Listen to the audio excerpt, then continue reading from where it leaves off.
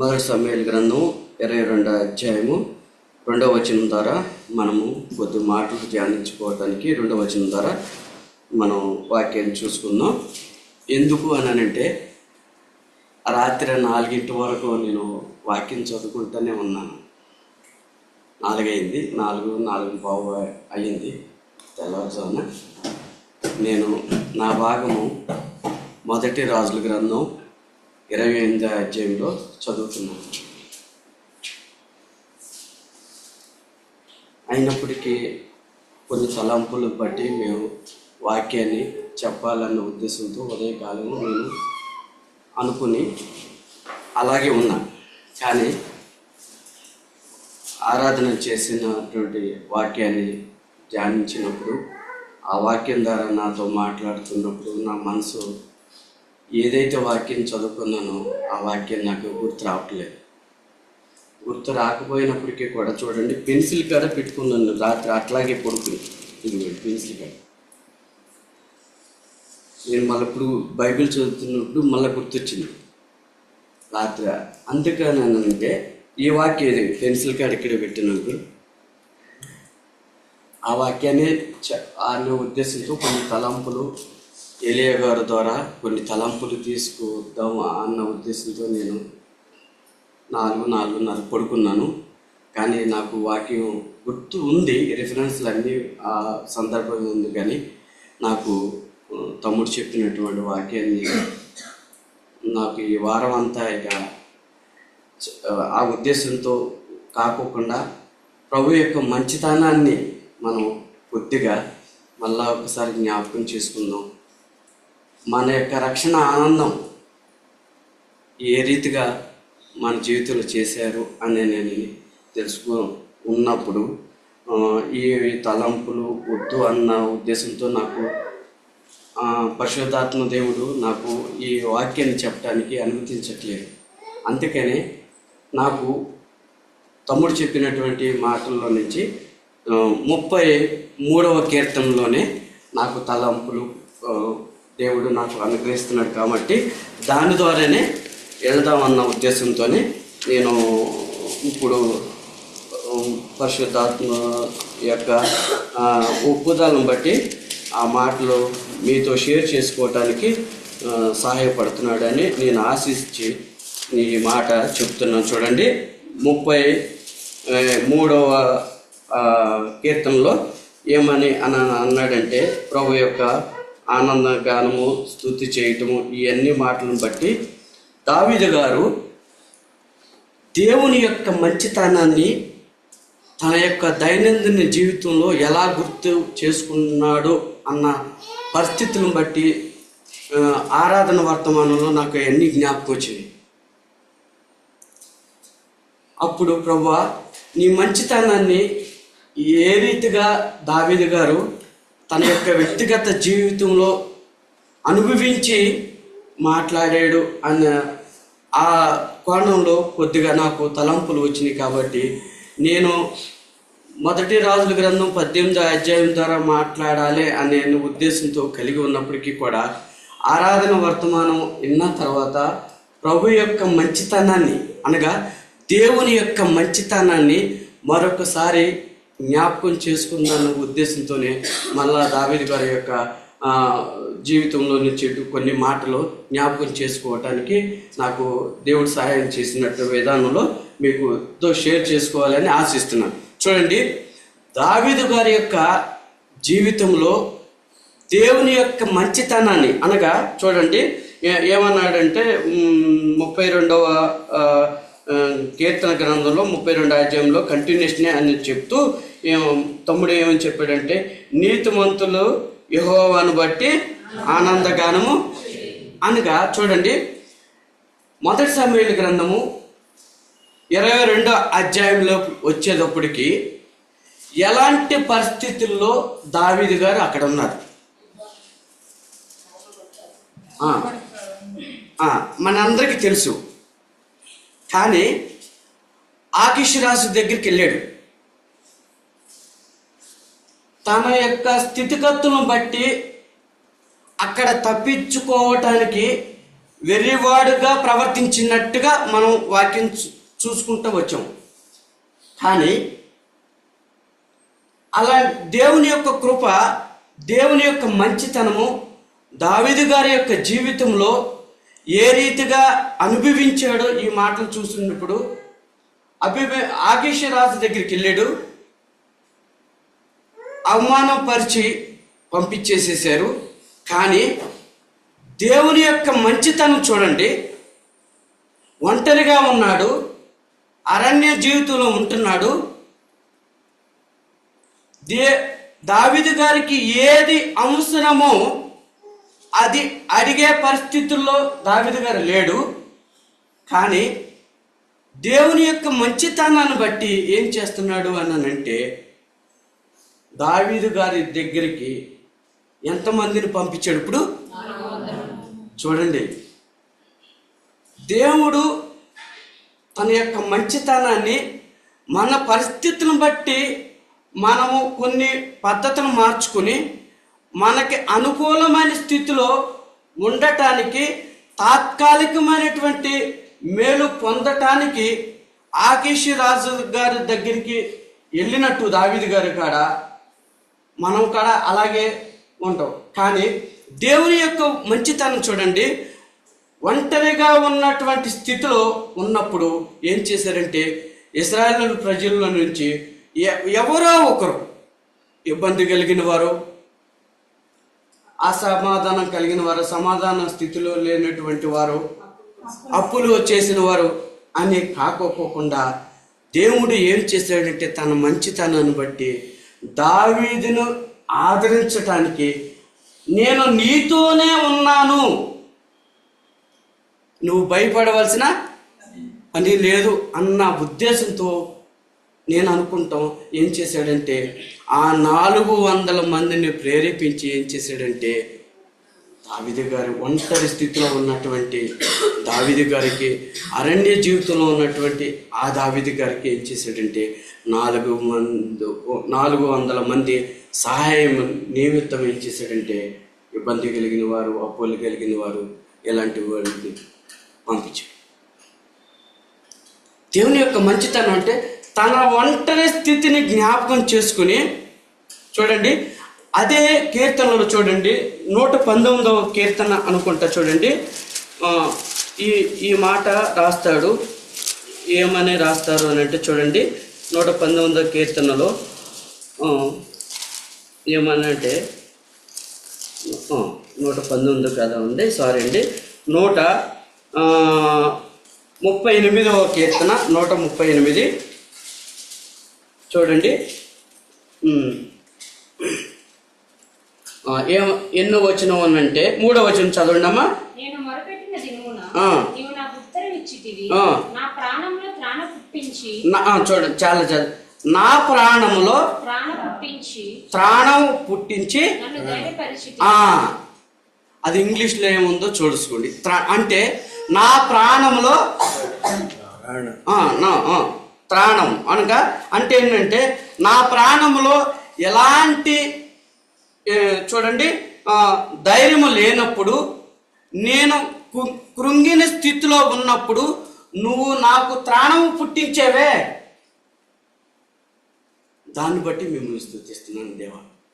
అందుకని 34వ కీర్తనలో మొదటి వచనంలో ఆయన దగ్గర నుంచి తరమబడుతూ వచ్చినప్పుడు రాసినటువంటి కీర్తన ఈ కీర్తన చూడండి. 34వ కీర్తనలో మనం చూసుకున్నట్లు ఏంటంటే చూడండి, యెహోవాను సన్నతించెదను, నిత్యము ఆయన కీర్తి నా నోట నుండును.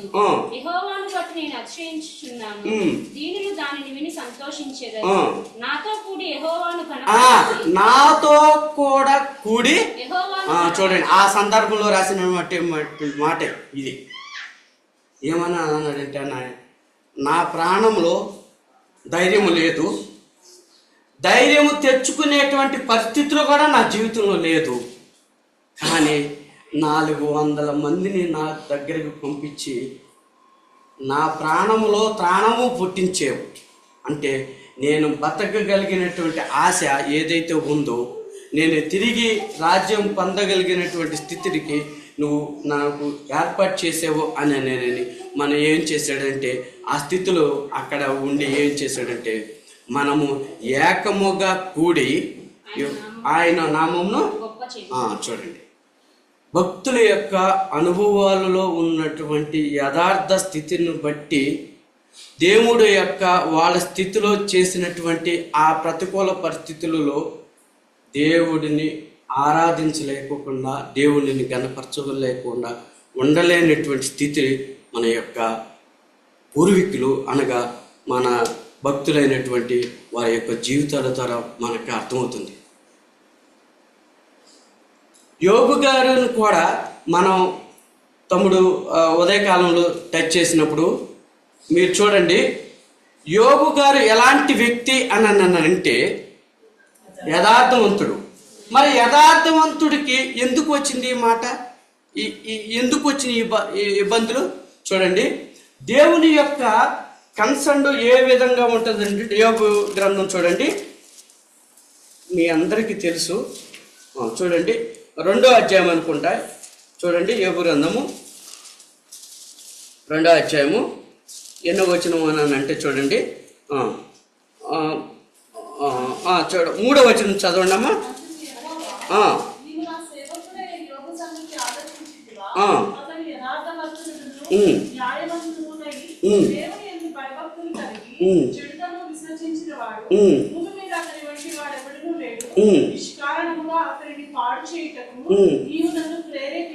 చాలా జాగ్రత్తగా అంటే కారణము లేకోకుండానే అని అంటూ చదవమ్మా. నెక్స్ట్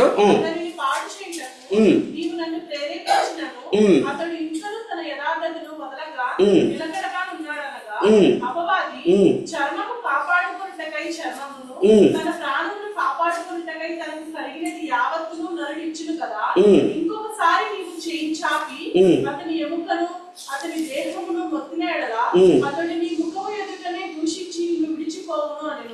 చూడండి 5వ వచనంలో ఏంటంటే, ఇంకొకసారి నీవు చేయి చాపి అతని ఎముకను అతని దేహమును మొత్తిన ఎడల. ప్రభువుని అంటున్నాడు దేవుణ్ణి. అపవాది ఏమంటున్నాడంటే, అయ్యా నీ స్వాధీనంలో ఉన్నాడు కాబట్టి అంటే చూడండి, ప్రభు యొక్క కాపుదలలో మనము లేకపోతే అపవాది మనల్ని ఎంతగా ఆడుకుంటాడో అన్నది మనకు తెలుస్తుంది. ఇప్పుడు ప్రభు యొక్క అనుమతి మన జీవితంలో లేకపోతే, ప్రభు యొక్క మంచితనము మన జీవితంలో లేకపోతే మనల్ని యోబు కన్నా ఎక్కువగా ఆడుకుంటాడు. ఇది ఎందుకు అని అన్నానంటే, దేవుడు అపవాది ఏమంటున్నాడంటే, నువ్వు చేయి చాచి ఒకసారి ముట్టు, ఆ కంచిని తొలగించు. కాబట్టి ఆయన ఏ విధంగా మాట్లాడతాడో నేను చూస్తాను అని అపవాది ఏమంటున్నాడంటే ఆ విధంగా అంటున్నాడు. దేవుడు ఏమంటున్నాడు అని అంటే, అపవాది ఏ రీతిగా మనల్ని, అపవాది నుంచి దేవుడు ఏ రీతిగా మనల్ని కాపాడుతున్నాడో ఆయన మంచితనం ఒక్కసారి మనం జ్ఞాపకం చేసుకుంటే మనం ఆరాధించకుండా ఉండలేము. నేను ఈ యొక్క సంవత్సరం నుంచి నేను చూస్తున్న పరిస్థితిలో ఒక కుర్రాడిని చూశాను. చార్టెడ్ అకౌంట్ ఫస్ట్ క్లాస్లో పాస్ అయ్యాడు. నెక్స్ట్ ఒక ఎంఎన్సి కంపెనీలో అపాయింట్మెంట్ కూడా వచ్చింది. తర్వాత అతనికి ఆయాసం వస్తుంది అని తెలిసినప్పుడు ఎందుకు ఆయాసం వస్తుందని డాక్టర్ చెప్పినప్పుడు డాక్టర్ ఆయన దగ్గరికి, ఆయన రంగనాథ్ గారు అని రోడ్ నెంబరు 3లో ఉంటారు, ఆయన దగ్గరికి వచ్చారు. కంపెనీ అపాయింట్మెంట్ లెటర్ కార్డ్ ఆయన దగ్గర ఉంది. చార్టర్డ్ అకౌంటెంట్కి అపాయింట్మెంట్ అయ్యాడు ఎంఎన్సి కంపెనీలో. అతనికి కిడ్నీ ఫెయిల్యూర్ అని తెలిసింది.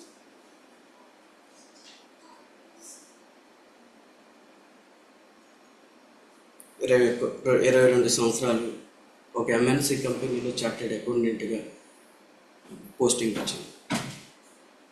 కానీ అతను ఇప్పుడు డయాలసిస్తో చాలా బాధపడతాడు. చూడండి, మన జీవితంలో అపవాది నుంచి కాపాడటానికి 3 అంతల భద్రత మనకి ఇచ్చాడు. చూడండి, సంఖ్యాకాండము చూడండి. అంకులు మనకి మన సోమవారం నాడు అంటే మంగళవారం నాడు అదే వాక్యం చెప్పారు. 6వ అధ్యాయం అనుకుంటా. మోషే గారికి చెప్తారు అహరోనుని ఏ విధంగా ఆశీర్వదించాలో ఇశ్రాయేలు ప్రజలను అంటూ. 6వ అధ్యాయము 23వ వచనం చూడండి.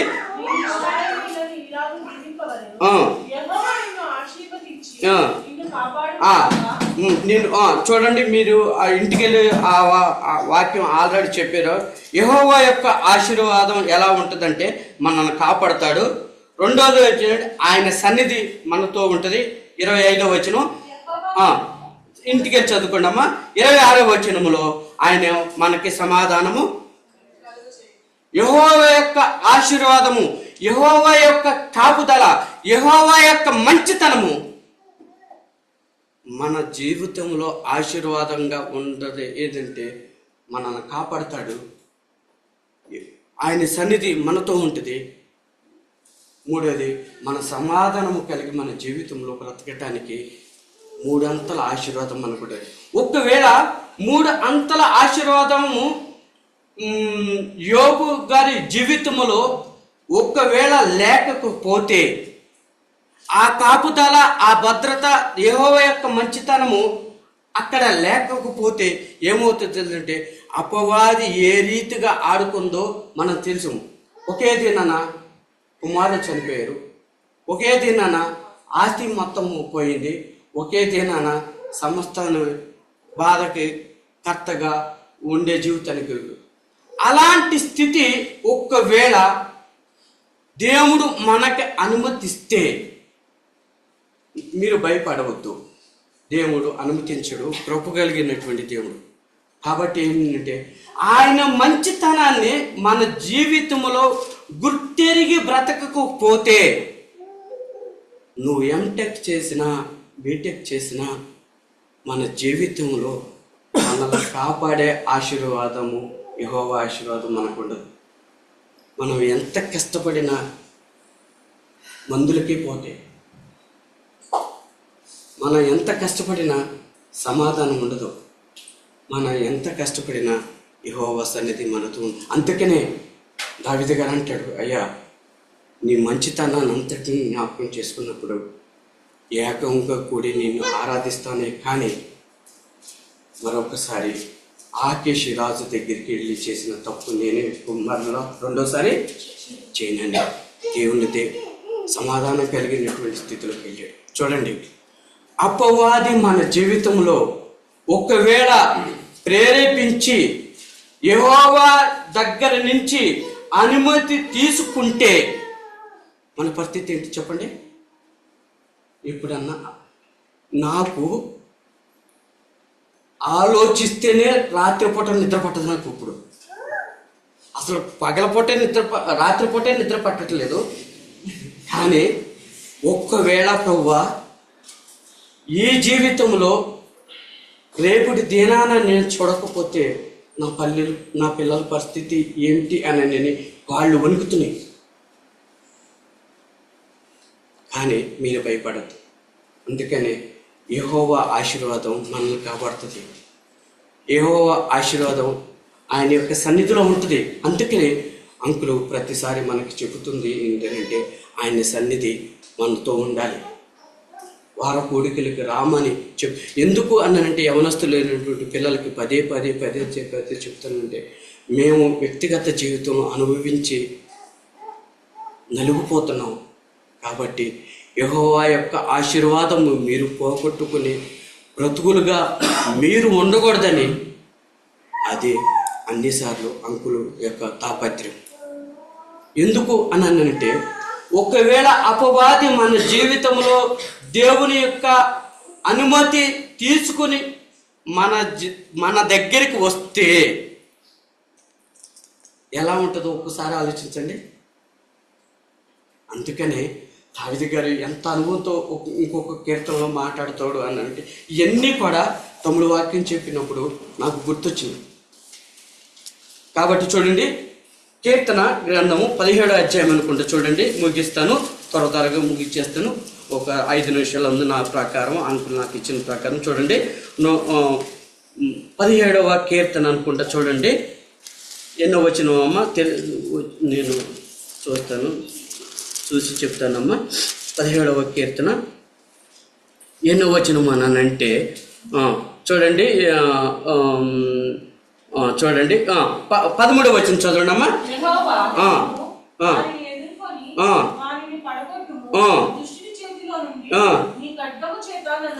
చూడండి అమ్మా, దుష్టుని చేతిలో నుంచి నీ ఖడ్గం చేత. నెక్స్ట్ కంటిన్యూషన్ చదవండి అమ్మా.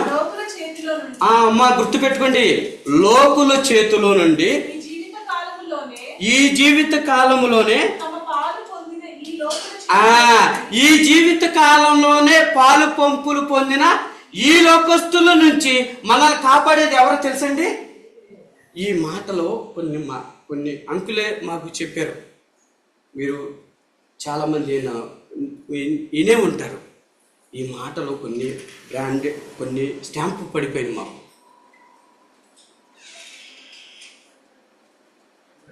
మన జీవితంలో బ్రతుకుతున్నాము అని అంటే ఈ లోకస్తులు నీ గురించి ఎలా ఆలోచిస్తారో నీకు తెలీదు. నా మాటలు అర్థమవుతుందా అమ్మా? అర్థమవుతుందమ్మా? మన కుటుంబం గురించి ఏ రీతిగా ఆలోచిస్తారో మనకు తెలీదు. కానీ సమస్తము తెలిసినటువంటి ఆ దేవుడు ఏం చేస్తున్నాడంటే ఈ లోకస్తుల చేతుల్లో నుంచి మనల్ని తప్పించేది ఏమిటి అంటే యెహోవా యొక్క గుర్తుపెట్టుకోండి. అందుకని ఉదయకాల సమయంలో లేచి ఆయన యొక్క సన్నిధిని మనం కలిగి ఉండాలి. ఈ మాటలో మొదటి ఆరాధన వర్తమానంలో ఎన్ని జ్ఞాపకం చేసుకున్నప్పుడు ఆయనను ఆరాధించలేక ఉండలేము మనం. ఇంకొక విషయం చెప్పిన, నేను ఈ 1.5 yearలో చేసింది 3 ఏళ్ల పాపకి కిడ్నీ ఫెయిల్ అయింది. 3 సంవత్సరాల పాప. ఇవన్నీ ఎలా తెలుసు అని మీరు అనుకుంటున్నారా? ఈ అనుభవాలలో ఉంటున్నాం కాబట్టి కొన్ని ఎదురవుతున్నాయి. యెహోవా యొక్క మంచితనాన్ని తక్కువ చేయొద్దు మీరు. అదే మన జీవితాల్లో యెహోవా చేసినటువంటి మంచి కార్యాలను, అందుకనే దావీదు గారు 103వ కీర్తనలో అనుకుంటా, గుర్తులేదు, నా ప్రాణమా, అసలు ఆ మాటలో అనుభవపూర్వకంగా రాశాడు దావీదు గారు. ఏమన్నానంటే, నా ప్రాణమా, ఆకీషరాజు దగ్గర నుంచి నేను తప్పించుకున్నానంటే కారణం ఏంటంటే నా మంచితనం కాదు, నా గొప్పతనం కాదు.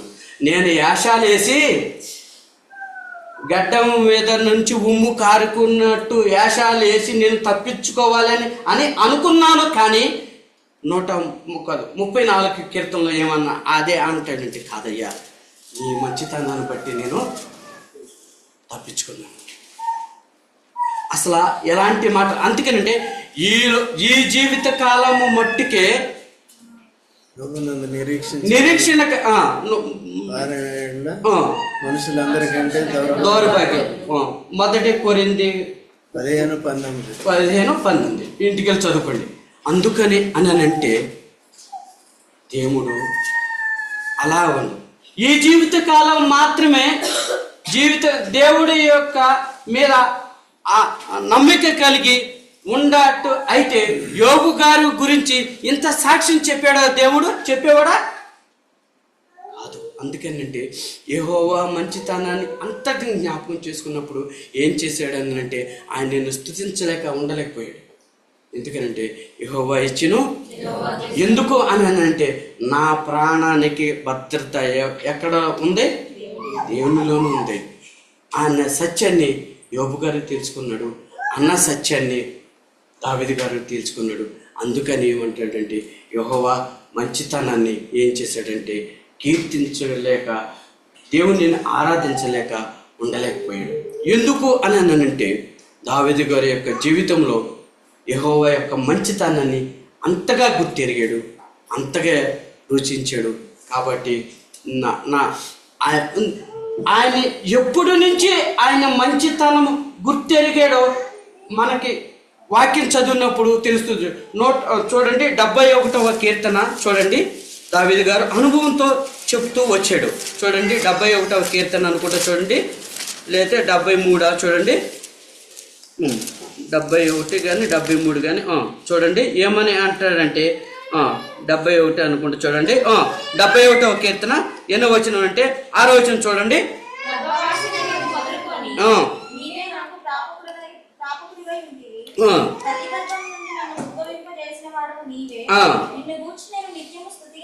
అంటూ నా తల్లి గర్భంలోనే నన్ను ఏర్పాటు చేసుకున్నా అని స్తుతించి ఏమన్నట్లంటే 17వ వచనం చూడండి, దేవా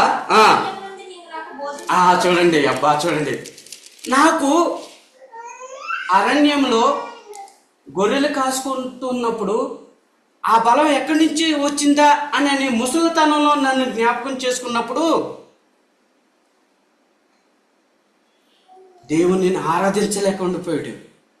మా అన్నలు మిలిటరీలో జాయిన్ అయ్యి నన్ను మా నాన్న గొర్రెలు పెంచటానికి మాత్రమే సెలెక్ట్ చేశాడు. కాబట్టి ఇది అంతటిని జ్ఞాపకం చేసుకుంటాం. మళ్ళీ ఏమని అన్నవాడంటే ఎన్నో వచ్చిన అంటే వృద్ధాప్యం నుండి ఏమని అంటాడు చూడండి, ఎన్నో వచ్చినవమ్మ ఇక్కడే ఉంటుంది, చదువు తల్లి. చూడండి అయ్యా, ఆయన మంచితనాన్ని అంతటిని జ్ఞాపకం చేసుకుని ఏమంటున్నాడంటే, అయ్యా మిమ్మల్ని ఆరాధించలేకుండా నేను ఉండలేను అని దావీదు గారు ఎంతగా జ్ఞాపకం చేసుకున్నాడంటే, నా తల్లి గర్భంలోనే నన్ను జ్ఞాపకం చేసుకున్నావు. తర్వాత బాల్యకాలంలో నేను ఏ స్థితిలో ఉన్నానో ఆ ఎలుగుబంటు నుంచి తప్పించావు, లేకపోతే గొల్లియాతుని చంపటానికి నాకు చూపించినటువంటి నీ మంచితనాన్ని, తర్వాత వృద్ధాప్యంలో నాకు చూపించినటువంటి నీ మంచితనాన్ని అంతటిని జ్ఞాపకం చేసుకున్నప్పుడు 1 సమూయేలు గ్రంథం 7వ అధ్యాయం ఇంటికి వెళ్ళి చదువుకోండి. ఆయన రూమ్లోకి వెళ్ళి తలుపు వేసుకుని ఏమన్నట్టండి, అయ్యా నీ మంచితనాన్ని బట్టి తరతరములు నీ సింహాసనంలో నా సంతానాన్ని జ్ఞాపకం చేసుకుని, నా బిడ్డల్ని జ్ఞాపకం చేసుకుని, నీ మంచితనాన్ని జ్ఞాపకం చేసుకున్నప్పుడు ఇక ఎంత చాలా, ఇక నాకు ఏమొద్దన్నానంటే ఇంటికి వెళ్ళి చదువుకుంది, ఇక అంతకు మించి నాకేమొద్దయ్యా, ఇక నేనేం అడగను. ఎందుకనంటే నా తల్లి గర్భంలో నన్ను జ్ఞాపకం చేసుకున్నావు, నా బాల్యకాలంలో నన్ను జ్ఞాపకం చేసుకున్నావు, నా వృద్ధాప్యంలో కూడా నన్ను జ్ఞాపకం చేసుకుంటున్నావు. కాబట్టి నీ మంచితనాన్ని బట్టి ఈ లోకస్తు ఈ జీవితకాలం మాత్రమే జీవించే ఈ లోకస్తుల చేతుల నుంచి నీ ఖడ్గ బలము చేత నన్ను తప్పించి ఇంతవరకు నన్ను నడిపించేవే, అందుని బట్టి నిన్ను స్తుతించలేక ఉండలేకపోతున్నాను అని నేను హృదయపూర్వకంగా దేవునిని ఆరాధించి తన యాత్ర జీవితంలో 40 సంవత్సరాల పరిపాలన రాజ్య పరిపాలన ముగించినటువంటి స్థితిగతులను 1 సమూయేలు గ్రంథంలో మనం చూస్తాం. కాబట్టి నేటి జీవితంలో, దైనందిన జీవితంలో ఆయన యొక్క మంచితనాన్ని ఎప్పుడు కూడా తప్పు చేయదు.